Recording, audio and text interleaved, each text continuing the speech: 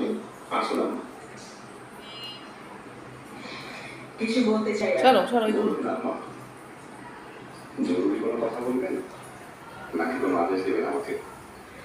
ইব্রাহিমের আনাতোলিয়া রওনা হওয়ার কথা শুনলাম। হেটিজা খুব চিন্তিত এই ব্যাপারে। জানোই তো সময়ের আগেই বাচ্চা হওয়ার কারণে হেটিজা খুব সহজে ভয় পেয়ে যায়। ও আজকাল খুব মনমরা হয়ে গিয়েছে। ও ভয় পায় যে ওর বাচ্চার কিছু একটা হয়ে যাবে। ইব্রাহিম চলে গেলে হেটিজা নিজেকে সামলাতে পারবে না, আর ওর চিন্তায় আমিও আর নিজেকে ধরে রাখতে পারছি না।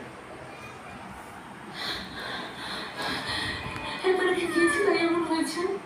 ওরা শরীরে একদম ভালো নেই, ভীষণ জ্বর এসেছে, গায়ে ছোট ছোট লাল দাগ পড়ে গিয়েছে, কোনো ওষুধই কাজ করছে না, নজর লেগেছে। আমার ঠিক বলেছিলেন, তাহলে ভাস্কর্য করার জন্য এমন হয়েছে। শাহজাদি, দয়া করে শান্ত হন।